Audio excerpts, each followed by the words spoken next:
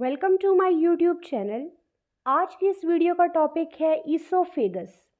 आज की इस वीडियो में हम डायग्राम के ज़रिए बहुत ही इजी तरीके से समझेंगे ईसोफेगस की एनाटॉमी को और इसके फंक्शंस को।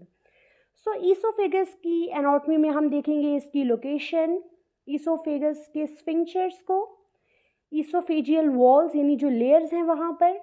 देन हम बात करेंगे ईसोफेगस के पार्ट्स को, कर्वेचर और constrictions of the oesophagus, and finally हम देखेंगे फंक्शंस ऑफ ईसोफेगस को। तो स्टार्ट करते हैं वीडियो को। ईसोफेगस।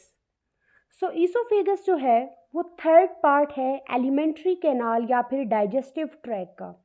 हमने प्रीवियस वीडियो में जो चैप्टर स्टार्ट किया था वो था डाइजेस्टिव सिस्टम, जिसमें फर्स्ट वीडियो में हमने डाइजेस्टिव सिस्टम का एक ओवरऑल इंट्रोडक्शन देखा था डिटेल से, जिसमें हमने उसमें जो ऑर्गन्स हैं उनके फंक्शंस को देखा था। देन हमने वन बाय वन हर एक ऑर्गन को डिटेल से देखा। जैसे डाइजेस्टिव ट्रैक के अंदर जो फर्स्ट थी वो है ओरल कैविटी। ओरल कैविटी में जो जो स्ट्रक्चर्स इंक्लूड हैं उनको हमने देखा। देन सेकंड है फेरिंग्स। आज हम पार्ट जो है वो थर्ड पार्ट की बात करेंगे जो कि क्या है, ईसोफेगस। ये ईसोफेगस जो है ये थर्ड पार्ट है एलिमेंट्री कैनाल का या फिर डाइजेस्टिव ट्रैक का। ईसोफेगस को गलेट भी कहते हैं, इसे फूड पाइप भी कहा जाता है। ये एक फाइब्रोमस्कुलर ट्यूब है जो कि आपके फेरिंग्स को आपके स्टमक के साथ कनेक्ट करती है। तो अगर हम यहाँ पर डायग्राम में देखें तो ये है आपका फेरिंग्स। ये फेरिंग्स जो है ये किसके साथ कनेक्ट है, आपके स्टमक के साथ। तो फेरिंग्स को स्टमक के साथ जो चीज़ कनेक्ट कर रही है, ये जो आपको एक मस्कुलर सी ट्यूब दिख रही है, इसे हम कहते हैं ईसोफेगस या फिर फूड पाइप। इस ईसोफेगस के ज़रिए क्या होता है, ये क्या करती है, moves food from the pharynx down to the stomach. तो ये जो ईसोफेगस है ये आपके फूड को फेरिंग से कहाँ पर मूव करवाती है, स्टमक में मूव करवाती है। ईसोफेगस की लेंथ होती है 18 to 25 सेंटीमीटर लॉन्ग। ये 18 to 25 सेंटीमीटर लॉन्ग एक मस्कुलर ट्यूब है, और अगर इंचेस में बात करें तो 10 इंचेस। इसकी लोकेशन को अगर हम देखें तो ईसोफेगस कहाँ पर लाई करता है, lies in the median plane in the thorax. तो अगर आप देखें तो ये ईसोफेगस, अगर हम बॉडी की मिड लाइन की बात करें तो ये देखें बिल्कुल बॉडी की मिड में प्रेजेंट है, मीडियन प्लेन में ये प्रेजेंट है। इन द थॉरिक्स, थॉरिक्स मीन कि आपकी जो चेस्ट कैविटी है यहाँ पर आपका ये क्या है, चेस्ट वाला रीजन है, क्योंकि यहाँ पर आपके लंग्स प्रेजेंट होते हैं, ठीक है। तो ये आपका जो थॉरिक्स वाला रीजन है उसके बिल्कुल मीडियन प्लेन में आपको ईसोफेगस दिखेगा, in front of the vertebral column. Back side पे अगर आप देखें, ईसोफेगस की बैक साइड पे क्या चीज़ प्रेजेंट होती है, वर्टिब्रल कॉलम। और इस वर्टिब्रल कॉलम के बिल्कुल सामने आपको जो स्ट्रक्चर दिखाई देगा वो क्या होगा, ईसोफेगस। ये वर्टिब्रल कॉलम है, इसके बिल्कुल इन फ्रंट पे ये जो आपको दिख रहा है ये क्या है, ईसोफेगस और gullet. And behind the sternum, oesophagus के फ्रंट पे अगर हम देखें तो यहाँ पर आगे एक बोन प्रेजेंट होती है जिसे स्टर्नम कहा जाता है या फिर ब्रेस्ट बोन कहा जाता है। तो स्टर्नम के बिल्कुल पीछे और वर्टिब्रल कॉलम के सामने जो मिड में आपको स्ट्रक्चर दिखाई देगा वो क्या है, आपके पास ईसोफेगस, फूड पाइप या फिर गलेट। नेक्स्ट है स्फिंक्चर्स ऑफ ईसोफेगस। ईसोफेगस में आपको दो स्फिंक्चर्स दिखाई देते हैं, दो आपको मस्कुलर रिंग या ओपनिंग्स दिखाई देती हैं। एक को हम कहते हैं क्रीकोफेरेंजियल और अपर ईसोफेजियल स्फिंक्चर, जिसे शॉर्ट फॉर्म में यूईएस भी लिखा जाता है। और सेकंड है आपके पास कार्डियक स्फिंक्चर और लोअर ईसोफेजियल स्फिंक्चर, जिसे शॉर्ट फॉर्म में एलईएस भी कहते हैं। तो ईसोफेगस के अंदर आपने ये दो स्फिंक्चर्स जो हैं इनको याद रखना है। सबसे पहले हम बात करते हैं क्रीकोफेरेंजियल की या फिर अपर ईसोफेजियल स्फिंक्चर की। तो ये एक बैरियर होता है between the oesophagus and pharynx, यानी कि ये जो आपको अपर ईसोफेजियल स्फिंक्चर है ये कहाँ पर दिखाई देगा, ईसोफेगस और फेरिंग्स के दरमियान में। अगर हम इस पिक्चर में देखें तो अभी हमने बात की कि ईसोफेगस कहाँ से स्टार्ट होता है, फेरिंग्स से, ठीक है। तो जो स्फिंक्चर फेरिंग्स और ईसोफेगस के दरमियान में यहाँ पर होगा उस स्फिंक्चर का नाम क्या होगा, अपर ईसोफेजियल स्फिंक्चर। यानी ये स्फिंक्चर कहाँ पर होगा, फेरिंग्स और ईसोफेगस के दरमियान में। तो जो स्फिंक्चर फेरिंग्स और ईसोफेगस के दरमियान में होगा उसे क्या बोलेंगे? अपर ईसोफेजियल स्फिंक्चर। सो ये इसका काम क्या है अपर ईसोफेजियल स्फिंक्चर का या फिर क्रिकोफेरिंजियल स्फिंक्चर का? It prevents the air passing into the oesophagus. तो ये जो एयर है उसको आपके फूड पाइप में जाने से रोकता है कि जो एयर है वो फूड पाइप में इंटर ना हो जाए ड्यूरिंग इंस्पिरेशन और इनहेलेशन। जब आप सांस लेते हैं, एयर को इनहेल करते हैं, उस वक्त वो एयर आपके फूड पाइप में ना चली जाए, उस चीज़ को प्रिवेंट करने के लिए यहाँ पर जो स्फिंक्चर प्रेजेंट होता है उसे क्या बोलते हैं? क्रिकोफेरिंजियल और अपर ईसोफेजियल स्फिंक्चर, जो कि ईसोफेगस और फेरिंग्स के दरमियान में होता है। सेकंड स्फिंक्चर है कार्डियक स्फिंक्चर और लोअर ईसोफेजियल स्फिंक्चर, जिसे शॉर्ट फॉर्म में एलईएस कहते हैं। ये भी एक बैरियर है। ये कहाँ पर प्रेजेंट होता है? Present between the lower end of the oesophagus and stomach. So अब अगर हम यहाँ पर देखें तो ये यहाँ पर ईसोफेगस का क्या है आपके पास? लोअर एंड, ठीक है। और यहाँ पर आगे ये जो स्ट्रक्चर आपको दिख रहा है ये क्या है? आपका स्टमक। तो स्टमक और ईसोफेगस का ये जो लोअर वाला एंड है, यहाँ पर जो स्फिंक्चर होगा उसे हम क्या बोलते हैं? लोअर ईसोफेजियल स्फिंक्चर, जो कि लोअर एंड ऑफ ईसोफेगस और स्टमक के दरमियान में होगा। उस स्फिंक्चर का नाम होता है लोअर ईसोफेजियल स्फिंक्चर। सो इसका फंक्शन क्या है? It prevents the reflex of acid gastric content into the esophagus. So इसका काम क्या है कि जैसे ही अगर अभी हमने बात की कि ये ईसोफेगस है, ये नीचे जाकर किसके साथ कनेक्ट है? स्टमक के साथ। और यहाँ पर जो स्फिंक्चर है उसका नाम क्या है? कार्डियक स्फिंक्चर या फिर लोअर ईसोफेजियल स्फिंक्चर। अब एक बार फूड, ये जो ईसोफेगस है यहाँ से फूड कहाँ पर चला गया? इस स्टमक के अंदर एक बार फूड चला गया तो आपको पता है स्टमक में क्या प्रेजेंट होता है? HCl एसिड प्रेजेंट होता है। तो अगर ये स्टमक वाला फूड दोबारा से आपके ईसोफेगस में इंटर हो जाए तो ये ईसोफेगस को डैमेज कर सकता है। तो इस चीज़ को प्रिवेंट करने के लिए कि स्टमक के अंदर जो एक एसिड गैस्ट्रिक कंटेंट है वो ईसोफेगस में ना इंटर हो जाए, इसलिए यहाँ पर भी एक मस्कुलर सा रिंग एक प्रेजेंट होता है जो कि फूड को दोबारा ईसोफेगस में जाने से प्रिवेंट करता है।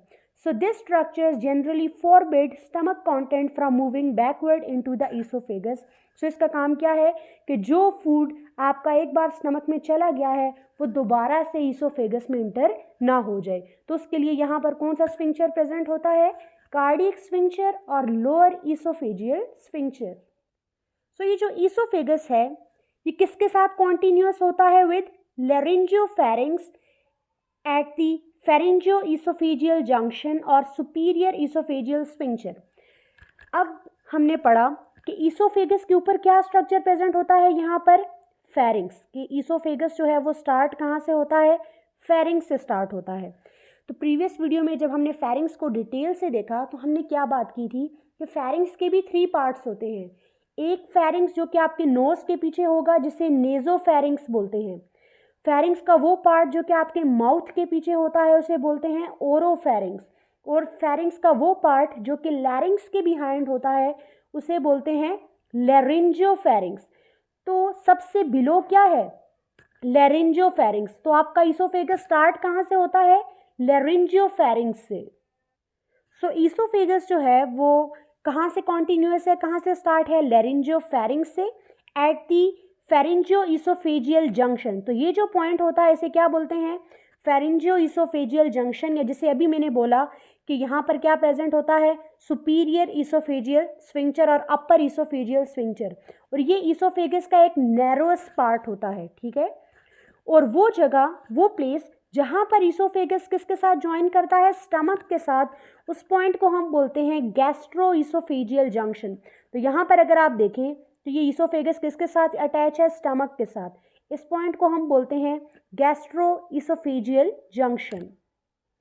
सो ईसोफेगस स्टार्ट होता है लैरिंजियोफेरिंग्स से, ठीक है, या अपर ईसोफेजियल स्फिंक्चर से। और वो पॉइंट जहाँ पर ईसोफेगस स्टमक के साथ ज्वाइन करता है उस पॉइंट को बोलते हैं गैस्ट्रो-ईसोफेजियल जंक्शन। नेक्स्ट है layers of the oesophageal wall. So layers of the oesophageal wall, अगर हम सबसे पहले बात करेंगे आउटर लेयर की, सो जो सबसे आउटर लेयर है उसे कहते हैं ट्यूनिका एडवेंटिशिया और ट्यूनिका सेरोजा। सो ईसोफेजियल वॉल की जो सबसे आउटर लेयर है उसे क्या बोलते हैं? ट्यूनिका एडवेंटिशिया या फिर ट्यूनिका सिरोजा। इसका काम क्या है कि ये अटैच करती है आपके ईसोफेगस को जो नियर बाय पार्ट्स हैं बॉडी के। सो आपका ईसोफेगस जो साथ में बॉडी के पार्ट्स हैं उसके साथ कैसे कनेक्ट होता है, किस लेयर की वजह से, ट्यूनिका एडवेंटिशिया या फिर ट्यूनिका सिरोजा की वजह से। देन है ट्यूनिका मस्क्यूलरिस या जिसे मसल लेयर भी कहा जाता है। अब इस मस्कुलर लेयर के अंदर आपको मस्कुलर फाइबर्स जो हैं वो दो तरीके से अरेंज दिखाई देंगे। एक इसमें आपको दिखाई देंगे सर्कुलर मसल फाइबर और एक आपको दिखाई देंगे यहाँ पर लॉन्गिट्यूडनल मसल फाइबर। तो दो तरीके के मसल फाइबर्स आपको मस्कुलरिस लेयर में दिखाई देखने को मिलेंगे। और इन मस्कुलर लेयर का काम क्या है, फूड को पुश करना डाउन इनटू द स्टमक, क्योंकि ईसोफेगस जो है वो फूड को कहाँ पर लेकर जाता है, स्टमक में। तो फूड को ईसोफेगस से स्टमक में लेकर जाने के लिए ईसोफेजियल वॉल में एक लेयर होती है जिसे ट्यूनिका मस्क्यूलरिस या फिर मसल लेयर कहा जाता है। और ये जो मसल हैं ये कॉन्ट्रैक्ट और रिलैक्स होते हैं जिसकी वजह से फूड क्या होता है, आगे पुश होता है एंड देन स्टमक में एंटर हो जाता है। नेक्स्ट लेयर है टेला सबम्यूकोजा। टेला सबम्यूकोजा कंटेन्स लूज कनेक्टिव टिश्यू। सो इसमें लूज कनेक्टिव टिश्यू प्रेजेंट होते हैं और इसमें कुछ ईसोफेजियल ग्लैंड्स प्रेजेंट होती हैं जो कि क्या प्रोड्यूस करती हैं, म्यूकस को प्रोड्यूस करती हैं, एक स्टिकी सब्सटेंस प्रोड्यूस करती हैं म्यूकस। इसके अलावा जो टेला सबम्यूकोजा है इसमें ईसोफेजियल कार्डियक ग्लैंड्स भी पाई जाती हैं जो कि एक तरह का न्यूट्रल म्यूसिन प्रोड्यूस करती हैं। ये न्यूट्रल म्यूसिन क्या करता है, आपके ईसोफेगस को प्रोटेक्ट करता है, उसे बचाता है किस चीज़ से, एसिडिक गैस्ट्रिक जूस से, कि अगर स्टमक से कोई कंटेंट अगर ईसोफेगस में मूव कर भी जाए, ठीक है, अगर रिफ्लेक्स हो जाता है तो उस केस में उसको प्रोटेक्ट करने का काम भी यहाँ पर है कि यहाँ पर ईसोफेगस के अंदर ईसोफेजियल कार्डियक ग्लैंड्स होती हैं जो कि न्यूट्रल म्यूसिन प्रोड्यूस करती हैं। और ये न्यूट्रल म्यूसिन क्या करता है कि ईसोफेगस को एसिडिक गैस्ट्रिक जूसेस से प्रिवेंट करता है। So this keep the oesophagus moist. तो ये आपके ईसोफेगस को क्या रखता है, म्यूसिन मॉइस्ट करके रखता है। एंड देन सबसे जो इनर लेयर है वो है ट्यूनिका म्यूकोजा। सो ट्यूनिका म्यूकोजा बनी होती है stratified squamous non keratinised epithelium से मिलकर ये बनी होती है। और इसमें भी क्या प्रेजेंट होता है, म्यूकस ग्लैंड्स प्रेजेंट होती हैं और वेस्कुलेचर होता है, इसमें ब्लड वेसल्स वगैरह प्रेजेंट होती हैं। ये भी क्या होगी, मॉइस्ट होगी, क्योंकि इसमें म्यूकस ग्लैंड्स हैं तो ये भी मॉइस्ट होगी, जिसकी वजह से आपका जो फूड है वो स्मूथली पास हो जाता है कहाँ पर, आपके ईसोफेगस से डाउन टू दी स्टमक। तो ईसोफेजियल वॉल के अंदर आपको ये लेयर्स दिखेंगी, सबसे outer tunica adventitia, then tunica muscularis, tela submucosa and tunica mucosa. तो यहाँ पर आप देख सकते हैं लेयर ऑफ ईसोफेजियल वॉल जिसमें आपको दिख रहा है tunica adventitia, then muscle layer, then submucosa and finally mucosa. अब हम बात करते हैं पार्ट्स ऑफ ईसोफेगस को। So according to the anatomical location oesophagus is divided into 3 part. So anatomical location यानी इन स्ट्रक्चर्स की बेस के ऊपर, उनकी लोकेशन की बेस के ऊपर हम ईसोफेगस को 3 पार्ट्स में डिवाइड करते हैं। सो ये रहा आपका फेरिंग्स। तो यहाँ पर फेरिंग्स से नीचे की जो आपको ब्लू कलर में ये जो पार्ट दिख रहा है जो कि आपकी नेक में प्रेजेंट होता है, इसे बोलते हैं सर्वाइकल पार्ट। ईसोफेगस का वो पार्ट जो कि आपके नेक में प्रेजेंट होगा उसे बोलते हैं सर्वाइकल पार्ट। देन ये आपको ये जो ग्रीन कलर में पार्ट शो हो रहा है ईसोफेगस का, ये क्या है, थोरेसिक पार्ट, क्योंकि ये पार्ट आपकी थोरेसिक कैविटी में प्रेजेंट है, आपकी चेस्ट कैविटी में प्रेजेंट है। चेस्ट वाले रीजन में ईसोफेगस का जो पार्ट होगा उसे कहते हैं थोरेसिक पार्ट। देन ये आपको ऑरेंज कलर में ये पार्ट दिख रहा है जो कि स्टमक के साथ, ये स्टमक है। तो जो पार्ट आपके स्टमक के साथ कनेक्ट है ये ऑरेंज कलर में, ये पार्ट क्या है आपका, एब्डोमिनल पार्ट। तो ईसोफेगस का वो पार्ट जो कि एब्डोमेन में प्रेजेंट होगा उसे बोलते हैं एब्डोमिनल पार्ट, एब्डोमिनल कैविटी वाला पार्ट। तो ईसोफेगस के 3 पार्ट्स हैं, cervical part, thoracic part and abdominal part. तो सबसे पहले हम बात करते हैं सर्वाइकल पार्ट की। सो सर्वाइकल पार्ट ईसोफेगस का वो पार्ट है जो कि कहाँ पर लाई करेगा, लाइज इन दी नेक। तो जो नेक में जो रीजन होता है ईसोफेगस का उसे क्या बोलते हैं, सर्वाइकल पार्ट। अब यहाँ पर क्या बात याद रखनी है कि ये सर्वाइकल पार्ट स्टार्ट कहाँ पर होता है, और ये सर्वाइकल पार्ट एंड कहाँ पर होता है? तो याद रखिएगा कि जो सर्वाइकल पार्ट है वो स्टार्ट होता है pharyngeal opening into the oesophagus. तो ये कहाँ से स्टार्ट होता है? Pharyngeal opening into the oesophagus. और एंड कहाँ पर होता है? सुपीरियर थोरेसिक एपर्चर पर। अब अगर हम इसको डायग्राम से समझे सर्वाइकल पार्ट को, तो मैंने आपको बताया था ये जो आपको ब्लू से कलर में इतना सा रीजन जो कि आपको नेक वाली जगह पे दिख रहा है, ये क्या है? सर्वाइकल पार्ट है। तो ये जो सर्वाइकल पार्ट है, मैंने कहा ये स्टार्ट कहाँ से होता है? Pharyngeal opening into the oesophagus. अभी जो फेरिंग्स होता है इसकी 2 ओपनिंग्स होती हैं, एक को हम बोलते हैं लैरिंजियल इनलेट और एक को हम कहते हैं pharyngeal opening into the oesophagus. Laryngeal inlet वो होती है जो कि लैरिंग्स में जाकर ओपन हो जाती है आपके वॉइस बॉक्स में, और pharyngeal opening into the oesophagus जाकर ओपन होती है आपके ईसोफेगस में। तो ये जो सर्वाइकल पार्ट है ईसोफेगस का, ये स्टार्ट कहाँ से होता है? यहाँ पर pharyngeal opening into the oesophagus. और एंड कहाँ पर होता है? तो मैंने आपको बताया था सुपीरियर थोरेसिक अपर्चर।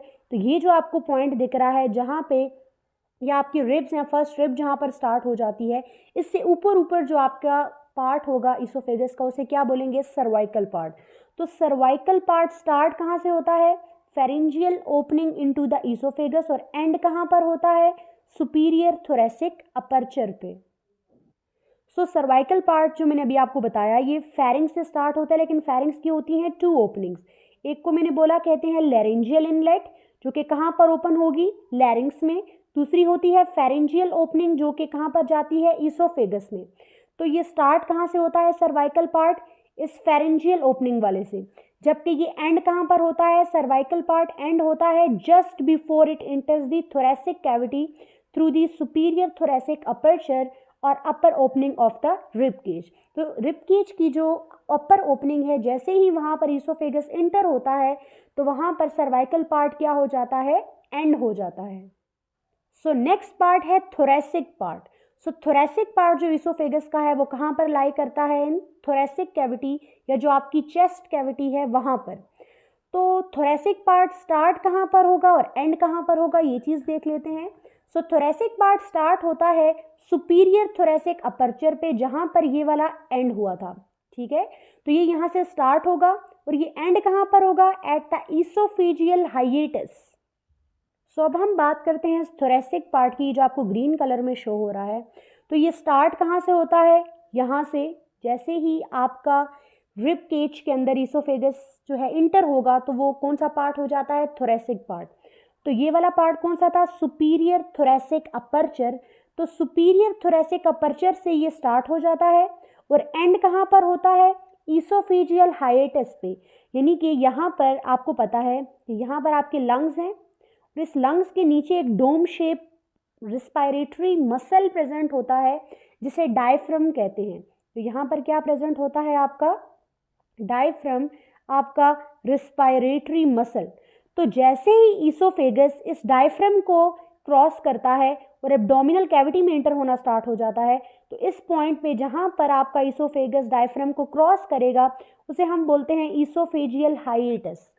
तो जो आपका थोरेसिक पार्ट है ईसोफेगस का, वो स्टार्ट होता है सुपीरियर थोरेसिक अपर्चर से और एंड होता है ईसोफेजियल हाइएटस पे। Thoracic part starts at the superior thoracic aperture and go all the way down until it pierces the diaphragm. Esophageal hiatus क्या होता है? The area at which the esophagus pierces the diaphragm is called esophageal hiatus. तो जहाँ पर आपका esophagus जो है food pipe या गलेट डायफ्राम से होता हुआ एब्डोमिनल कैविटी में एंटर हो जाता है, उस एरिया को हम क्या बोलते हैं? esophageal hiatus. नेक्स्ट पार्ट है एब्डोमिनल पार्ट। जो एब्डोमिनल पार्ट है ईसोफेगस का, ये लाई करता है एब्डोमिनल कैविटी के अंदर। ये स्टार्ट होगा जहाँ पर ये एंड हुआ था, यानी कि ईसोफेजियल हाइएटस से ये स्टार्ट होगा और एंड होता है cardiac orifice of the stomach. तो जो एब्डोमिनल पार्ट है ईसोफेगस का, वो कहाँ से स्टार्ट हो रहा है? इस ईसोफेजियल हाइएटस से, जहाँ पर ईसोफेगस डायफ्राम से नीचे आया इस एरिया पे, और एंड कहाँ पर हो रहा है? ये जो स्टमक के कार्डियक ओरिफिस है, यहाँ पर जाकर जो एब्डोमिनल पार्ट है वो एंड हो जाता है। ये थे ईसोफेगस के पार्ट। और उनकी स्टार्टिंग पॉइंट और उनका एंड पॉइंट। तो 3 पार्ट थे, cervical part, thoracic part and abdominal part. So अब हम बात करते हैं कर्वेचर्स ऑफ द ईसोफेगस। तो वैसे हम इमेजिन क्या करते हैं कि ईसोफेगस बिल्कुल एक स्ट्रेट ऐसे वर्टिकल सी आपको एक मस्कुलर ट्यूब दिखाई देगी, लेकिन इसमें कुछ कर्व्स होते हैं, ये स्ट्रेट नहीं होती, या आपको कुछ इस तरीके से कुछ कर्व्स दिखाई देते हैं, ठीक है। तो अब हम बात करते हैं कर्वेचर्स ऑफ द ईसोफेगस कि जनरल डायरेक्शन तो क्या है इसकी, वर्टिकल है, टॉप टू बॉटम ये आपको मिड लाइन में दिखाई देती है, लेकिन इसमें क्या होते हैं, कुछ कर्व्स होते हैं। सबसे पहले अगर हम बिगिनिंग की बात करें, स्टार्ट में सर्वाइकल पार्ट में, तो ये क्या होती है, slightly curves to the left. तो अगर हम नेक में जहाँ सर्वाइकल पार्ट था वहाँ पर बात करें, तो जो आपको ईसोफेगस होता है वो थोड़ा लेफ्ट साइड की तरफ कर्व होता है, जो कि आपको यहाँ पर दिख रहा है। समझिए ईसोफेगस है तो ये ऐसे थोड़ा लेफ्ट साइड पे क्या होगा, कर्व किया हुआ होगा। देन जब आप मिडल पे आते हैं थोरेसिक पार्ट पे, तो ये कहाँ पर स्लाइटली कर्व होता है, राइट साइड पे। तो अगर हम ऐसे नीचे आए थोरेसिक कैविटी, तो ये थोड़ा ऐसे राइट साइड पे क्या होगा, कर्व किया हुआ होगा। देन उसके बाद अगर हम बिल्कुल लोअर पार्ट की बात करें, ठीक है, थोरेसिक की ही, तो वहाँ पर भी ये कर्व होता है to the left above the diaphragm, यानी डायफ्रम है अगर फॉर एग्जांपल यहाँ पर, तो इसके ऊपर, तो ये थोड़ा लेफ्ट साइड के ऊपर क्या होगा, ऐसे अगेन कर्व होगा। तो ये ईसोफेगस बिल्कुल स्ट्रेट नहीं होता, इसमें कुछ कर्व्स प्रेजेंट होते हैं। और ये ईसोफेगस अगर हम बात करें, ये C6 से स्टार्ट होता है और T11 यानी कि जो आपकी 11 थोरेसिक वर्टिब्रा है वहाँ पर ये एंड हो जाता है, और जो आपकी 6 सर्वाइकल वर्टिब्रा है वहाँ से ये स्टार्ट होता है। और इसमें क्या प्रेजेंट होते हैं, कर्व्स प्रेजेंट होते हैं। अब हम बात करते हैं फंक्शंस ऑफ ईसोफेगस की। सो ईसोफेगस का फंक्शन क्या है, क्या काम करता है ये, the oesophagus pass food and liquid from your throat to your stomach. तो अभी हमने देखा कि ईसोफेगस अगर की बात करें तो ऊपर क्या प्रेजेंट होता है आपका, फेरिंक्स, फेरिंक्स के नीचे क्या है आपका ईसोफेगस, और इसके नीचे क्या प्रेजेंट है आपका, स्टमक प्रेजेंट है। तो ये क्या करेगा, जो भी आप ओरल कैविटी के जरिए, अपने माउथ के जरिए जो भी आप फूड लेते हैं वो फेरिंक्स से होता हुआ जाएगा आपके इस ईसोफेगस में, एंड देन वो कहाँ पर इंटर होगा, आपके स्टमक में। तो ईसोफेगस क्या करता है, आपके फूड को या आपके लिक्विड को आपके फेरिंक्स यानी आपके थ्रोट से कहाँ पर लेकर जाता है, आपके स्टमक में लेकर जाता है। And this is accomplish by the periodic contractions और पेरिस्टाल्सिस। अब ये जो आपका फूड है वो आपके थ्रोट से, आपके फेरिंक्स से आपके स्टमक में जाएगा, तो ये फूड कैसे मूव करता है, पेरिस्टाल्सिस के जरिए। पेरिस्टाल्सिस एक wave like contraction and relaxation होती है जो कि आपके फूड को फॉरवर्ड पुश करती है, यानी कि ये एक रिदमिक कॉन्ट्रैक्शन होती है किसके, स्मूथ मसल्स की, और इसका काम क्या है, मूव करना बोलस को down to the stomach. So bolus क्या होता है, जब आप फूड लेते हैं माउथ में, आपने माउथ में फूड को लिया, अब ये फूड जब सलाइवा के साथ मिक्स होता है, ठीक है, तो इसको हम लोग क्या बोलते हैं, बोलस, ठीक है। तो इसका मतलब है जो आपका जीआईटी है, आपका गैस्ट्रोइंटेस्टाइनल ट्रैक है, डाइजेस्टिव ट्रैक है, माउथ से जब फूड आगे मूव करेगा आपके फेरिंक्स में जाएगा, तो उसे हम लोग बोलस बोलते हैं कि ये बोलस मूव कर रहा है। सो ये बोलस आपके फेरिंक्स से आपके स्टमक में कैसे जाएगा, यहाँ से यहाँ, तो इसको जाने के लिए यहाँ पर इधर मसल्स होंगे ईसोफेजियल वॉल में, लेयर में जो हमने मस्कुलर लेयर पढ़ी थी, वहाँ पर जो स्मूथ मसल्स होते हैं वो कॉन्ट्रैक्ट रिलैक्स करते हैं, और इन मसल्स की कॉन्ट्रैक्शन और रिलैक्सेशन की वजह से जो फूड है वो क्या करता है, ऐसे आगे मूव करता है। तो ये ऐसे कॉन्ट्रैक्ट होते हैं फिर रिलैक्स, कॉन्ट्रैक्ट और रिलैक्स, इसकी वजह से फूड क्या हो जाता है, आगे मूव करता है। एंड देन जो कार्डियक स्फिंक्चर है, हमने ईसोफेगस के स्फिंक्चर की बात की थी, अपर ईसोफेजियल स्फिंक्चर एंड लोअर ईसोफेजियल स्फिंक्चर। तो जो लोअर ईसोफेजियल स्फिंक्चर था, जिसे कार्डियक स्फिंक्चर भी बोलते हैं, ये जब रिलैक्स होता है, नहीं ये रिलैक्स होगा तो ये ओपन हो जाएगा, जिसकी वजह से फूड क्या होगा, पास हो जाएगा आपके स्टमक में, और जैसे ही एक बार फूड आपके स्टमक में चला गया तो ये क्लोज हो जाता है, ताकि जो स्टमक के अंदर जो एक गैस्ट्रिक एसिड HCl वगैरह है वो आपके ईसोफेगस में इंटर ना हो जाए। तो यहाँ पर ईसोफेगस का यही फंक्शन है कि ये आपके फूड को आपके थ्रोट से आपके स्टमक में मूव करवाता है। So this is all about esophagus. If you understood this video, please like, share and subscribe to my YouTube channel. Thank you so much for watching.